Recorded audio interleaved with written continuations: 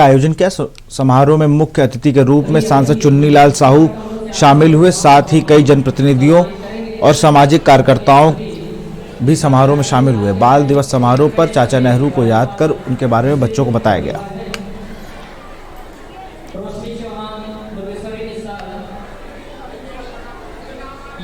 आज 14 नवंबर बाल दिवस के पावन पर्व पर छत्तीसगढ़ जर्नलिस्ट वेलफेयर यूनियन की जिला इकाई महासमुंद द्वारा पिथौरा में बाल श्री पुरस्कार का वितरण किया गया। इसमें ब्लॉक के 150 प्रतिभावान बच्चों का सम्मान यूनियन के द्वारा मंच से किया गया। मेरा नाम योगिता निर्मलकर है। मैं कन्याशाला में पढ़ती हूँ। यहाँ बाल दिवस का कार्यक्रम मनाया जा रहा है। मुझे बहुत अच्छा लग रहा है। मुझे सांस्कृतिक कार्यक्रम के लिए पुरस्कार भी मिला। मेरा नाम योगेश पटेल है। मैं आरके स्कूल से हूँ। सर, जैसे बड़े लोगों को पद्मश्री मिलता है वैसे हम बच्चों को बाल श्री मिला है, हमारे लिए बहुत बड़ी बात है। और इस उम्र में हम लोग इतने बड़े सम्मान से नवाजे गए हैं, इसके लिए तो मैं अपने साहू सर को धन्यवाद देना चाहूँगा। और इसी बीच यूपी के लखीमपुर से खबर आ रही है। तिकोनिया कांड में आज अहम दिन। मंत्री पोस्ट सहित 3 की जमानत अर्जी पर सुनवाई आज। जिला एवं सत्र न्यायालय में होगी सुनवाई।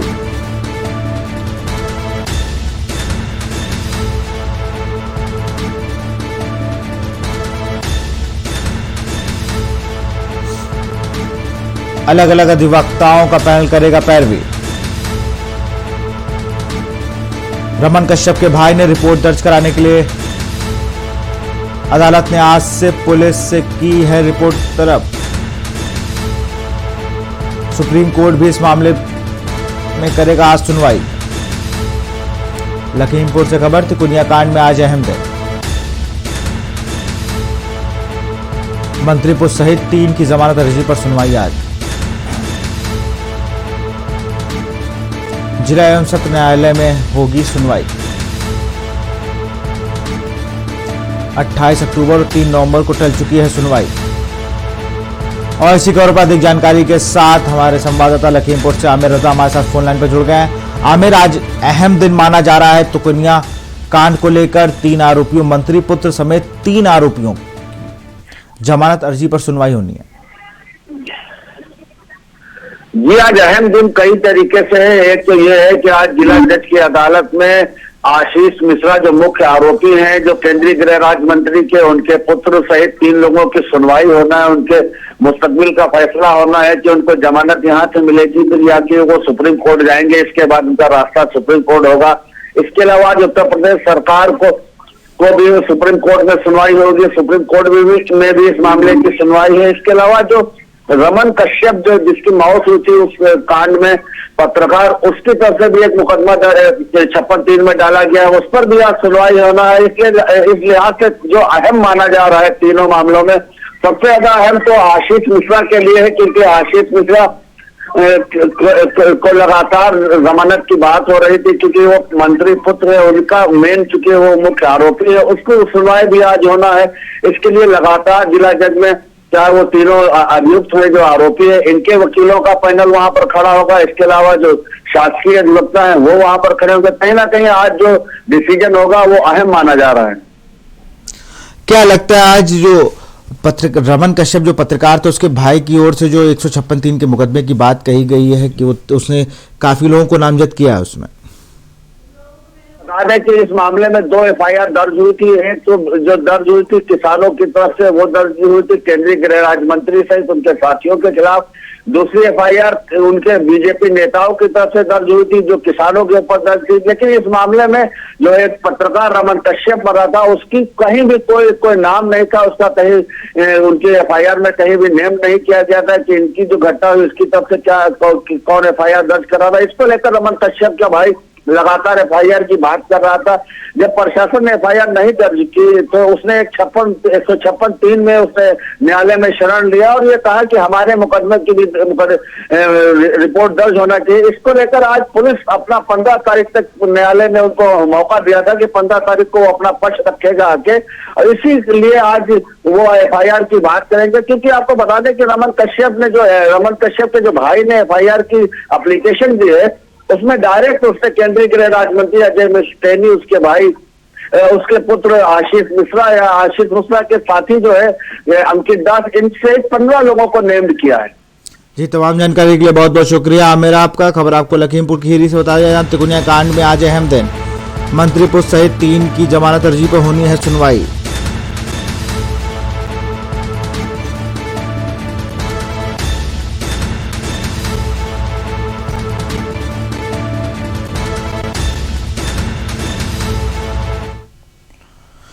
छत्तीसगढ़ की राजधानी रायपुर के भनपुरी इंडस्ट्रियल एरिया में स्थित शिव रियल इस्पात प्रबंधन और ठेकेदार के बीच विवाद खड़ा हो गया है।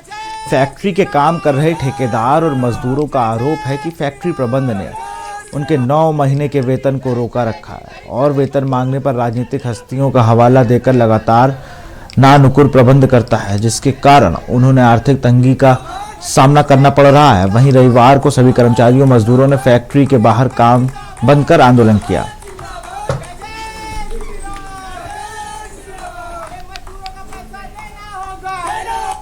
ये जय श्री राम।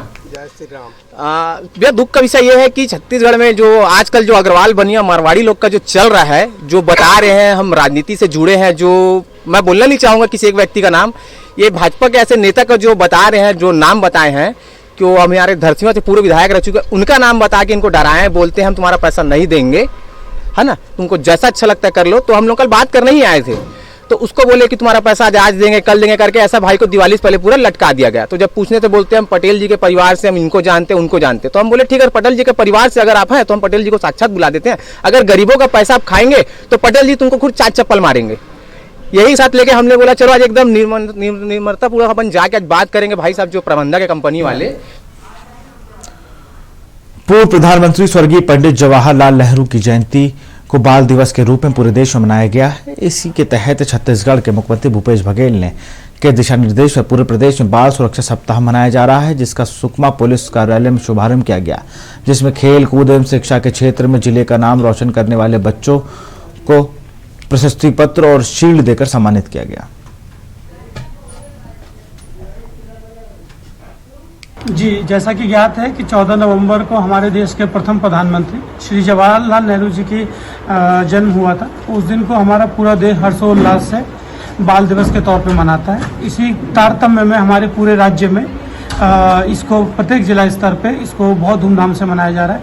हमारे जिला सुकमा में भी बाल दिवस को बाल सुरक्षा सप्ताह के तौर पे हम लोग मना रहे हैं। इसमें 7 दिन हम बाल अधिकार, बाल जो अपराध हैं उसके संबंध में, साइबर अपराध, cyber awareness, good touch bad touch, और साथ ही साथ ऐसे प्रतिभावान युवा और बालक जो आगे जीवन में बढ़ना चाहते हैं परंतु उनको गाइडेंस की कमी है, इसके लिए हम लोग उनके लिए पूरे सप्ताह भर का प्रोग्राम आयोजित किए हैं। और इसी बीच वाराणसी से खबर आपको बता रहे हैं। वाराणसी पहुंची मां अन्नपूर्णा की प्रतिमा। रजत पालकी पर सवार होकर विश्वनाथ धाम में पधारेगी मां अन्नपूर्णा। कण कण में बिखरा खुशियों का उल्लास। कनाडा से लाई गई मां अन्नपूर्णा की दुर्लभ प्रतिमा। वाराणसी पहुंची मां अन्नपूर्णा की प्रतिमा। पुनर्स्थापना यात्रा यूपी के 18 जिलों से होकर गुजरने के बाद आज सुबह शिव की नगरी काशी पहुंची। मुख्यमंत्री काशी विश्वनाथ धाम में विधि विधान से प्राण प्रतिष्ठा करेंगे। वाराणसी पहुंची मां अन्नपूर्णा की प्रतिमा। रजत पालकी पर सवार होकर विश्वनाथ धाम में पधारेंगी मां अन्नपूर्णा। कण कण में बिखरा खुशियों का उल्लास। कनाडा से लाई गई मां अन्नपूर्णा की दुर्लभ प्रतिमा।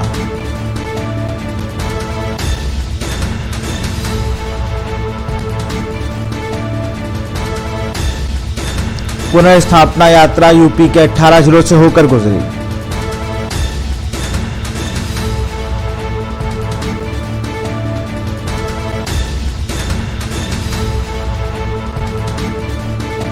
मुख्यमंत्री काशी विश्वनाथ में करेंगे प्राण प्रतिष्ठा। वाराणसी पहुंची मां अन्नपूर्णा की प्रतिमा, रजत पालकी पर सवार होकर विश्वनाथ धाम में पधारेंगी मां अन्नपूर्णा। और इसी खबर पर अधिक जानकारी के साथ हमारे संवाददाता वाराणसी इकरार खान जुड़ चुके हैं। इकरार, कनाडा से लाई गई मां अन्नपूर्णा की दुर्लभ प्रतिमा काशी पहुंच चुकी है। जी, मैं आपको बता देना चाहता हूँ पूरा प्रोग्राम हो चुका है और स्थापना दिवस का पूजा का काम चल रहा है। वहाँ पे सीएम योगी आदित्यनाथ भी पहुंचने वाले हैं और बड़ी धूमधाम से मनाया जाएगा। बहुत बड़ी लोगों की काफी भीड़ लगी हुई है। यहाँ से धर्म गुरुओं के साथ साथ बहुत से ही श्रद्धालु वहाँ मौके पे मौजूद है। जी, ये अगर बात की जाए तो लोगों में बड़ा उत्साह देखने को मिल रहा है। वाराणसी के लोग बड़ा उत्साहित हैं।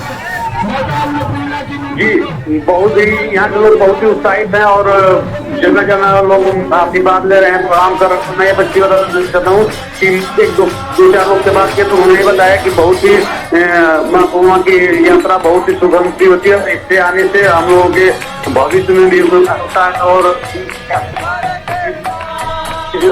धरती हमकी के आशीर्वाद से हमें बहुत ही लाभदायक, बहुत ही परिणाम अच्छा मिलता है। बिल्कुल इकरार, तमाम जानकारी के लिए बहुत बहुत शुक्रिया। लाइव तस्वीरें आप दिखा रहे हैं। अन्नपूर्णा यात्रा शुरू हो गई है। माता अन्नपूर्णा की प्राचीन मूर्ति कनाडा से भारत लाई गई है। 18 जिलों होते घूमते दर्शन देते हुए अब वो वाराणसी में पहुंची है, जहां पर काशी विश्वनाथ प्रांगण में इसकी स्थापना होगी, पुनः स्थापना होगी, माफ कीजिएगा, और इसकी प्राण प्रतिष्ठा करेंगे सूबे के मुख्यमंत्री योगी आदित्यनाथ।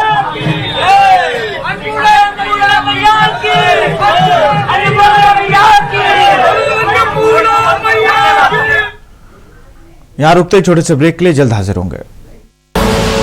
आप देख रहे हैं के न्यूज, खबरों का सारथी। सुपुत्र मेडिटेशन गुरु बेहद नेक और पिताश्री थोड़े रंगीले, थोड़े दिल फेंक। दोनों के अलग हैं रंग, पर दोनों का एक अनोखा स्वाद। कमला पसंद, अनोखा स्वाद। करें अपने जीवन को कृतार्थ, सुने श्रीमद् भागवत कथा रोज प्रातः 6 बजे मेरे साथ सिर्फ के न्यूज इंडिया।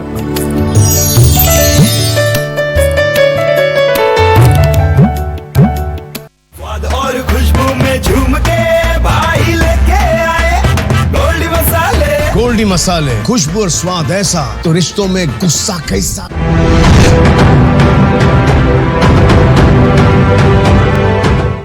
जुबान के लिए उड़ चला गैरों की जमीन पर, खुशबू अपने पन की ढूंढता।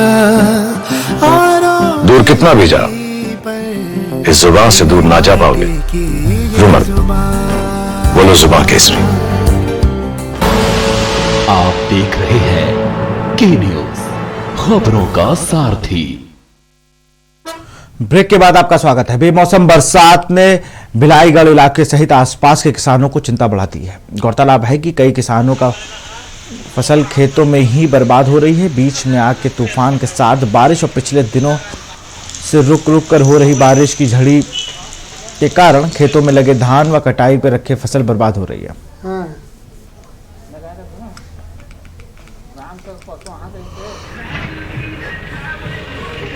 2-3 दिन हो गए पानी गिरा थे, पूरा धान मन गिर गए है और बाली हर पूरा पानी में है और वह जागे की संभावना, जरे आग संभावना है।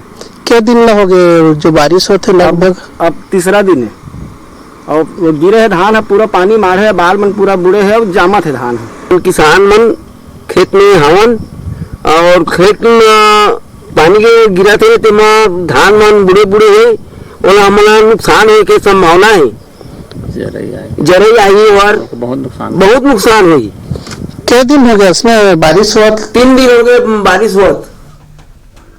खबर भिलाई से है, जहां खुर्सी पार संचालित निर्मला रानी स्कूल में दुर्ग पुलिस की ओर से साइबर जागरूकता कार्यक्रम के तहत स्कूल में पढ़ने वाले विद्यार्थियों को साइबर से संबंधित अपराधियों के बारे में दुर्ग पुलिस की तरफ से जानकारी दी गई।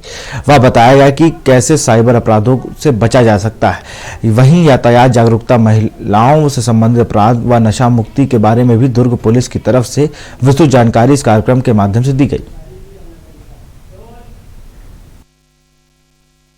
एनआरबी स्कूल खुर्सीपार में बच्चों को, शिक्षकों को साइबर क्राइम, ट्रैफिक रूल्स, यातायात के नियम एवं महिला संबंधी अपराध के संबंध में जागरूक करने का प्रयास किया जा रहा है।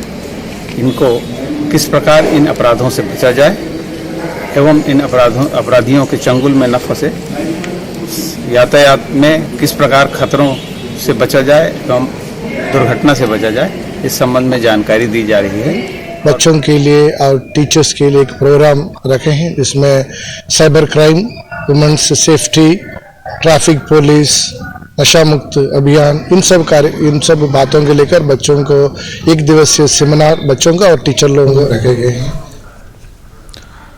खबर कोडा गांव से है, जहां कन्याओं ने सर में कलश रख शोभा यात्रा निकाली। वहीं कलार समाज ने सहस्त्रबाहु अर्जुन जयंती भी मनाई और महिलाओं द्वारा कलश यात्रा निकालकर गांव भ्रमण किया गया।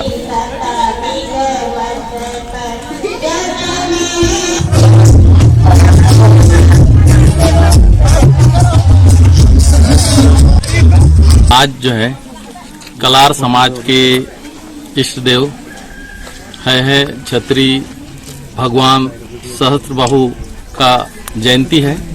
प्रतिवर्ष कार्तिक मास के शुक्ल पक्ष के सप्तमी के दिन आयोजित होता है और पूरे भारत भर में जो है इसे हम लोग बड़े धूमधाम से मनाते हैं और पूजा अर्चना करते हैं।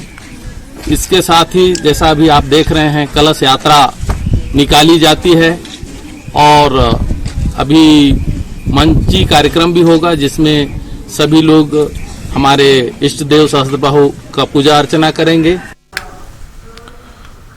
खबर रायपुर से है, जहां मुख्यमंत्री भूपेश बघेल ने अपने निवास कार्यालय में देश के प्रथम प्रधानमंत्री भारत रत्न पंडित जवाहरलाल नेहरू की जयंती के अवसर पर उनके चित्र पर पुष्प अर्पित कर उन्हें नमन किया। वहीं इस अवसर पर छत्तीसगढ़ राज्य खनिज विकास निगम के अध्यक्ष श्री गिरीश देवगन भी उपस्थित रहे।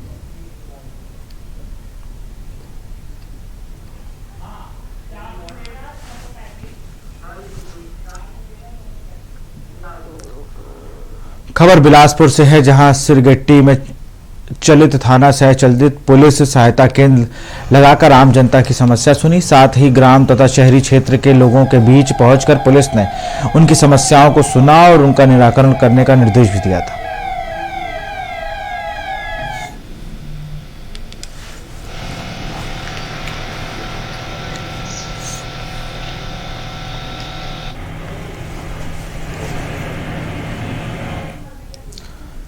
रायगढ़ के मणिपुर में माओवादियों के हमले में शहीद जवानों में रायगढ़ का बेटा भी शहीद हो गया। रायगढ़ शहर के निवासियों वरिष्ठ पत्रकार सुभाष त्रिपाठी के बड़े बेटे सेना में कर्नल मणिपुर के कूगा में पदस्थ थे। कर्नल विल्लभ त्रिपाठी पर माओवादियों ने घात लगाकर हमला किया। इस हमले में कर्नल विल्लभ का और उनका पूरा परिवार शहीद हो गया। यह घटना लगभग 11:30 बजे मणिपुर में हुई। रोजाना की भांति चेकपोस्ट का निरीक्षण करने के लिए अपने 3 गाड़ियों के काफिले के साथ निकले हुए थे, लेकिन उनके साथ उनका पूरा परिवार भी मौजूद था। जब कर्नल चेकपोस्ट का निरीक्षण कर वापस लौट रहे तभी उसी बीच माओवादियों ने घात लगाकर हमला कर दिया।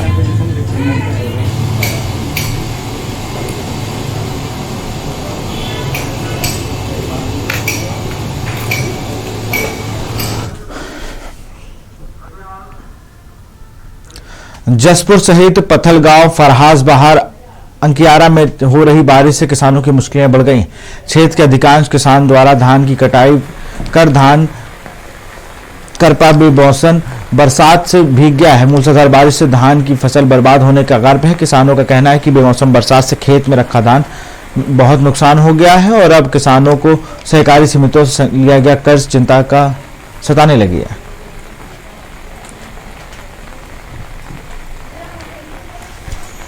आज सुबह से हम लोग का क्षेत्र में बहुत ज़्यादा पानी गिर रहा है और गिरने के कारण पूरा धान फसल पूरा नुकसान हो गया है। मंडी से सेठ से कर्ज डाल लिए हैं, उसका कैसे भुगतान करेंगे हम लोग।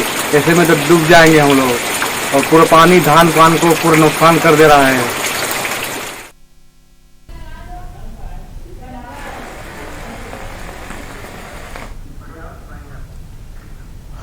फिलहाल इस बुलेटिन में इतना ही। देखते रहिए न्यूज़ इंडिया। नमस्कार।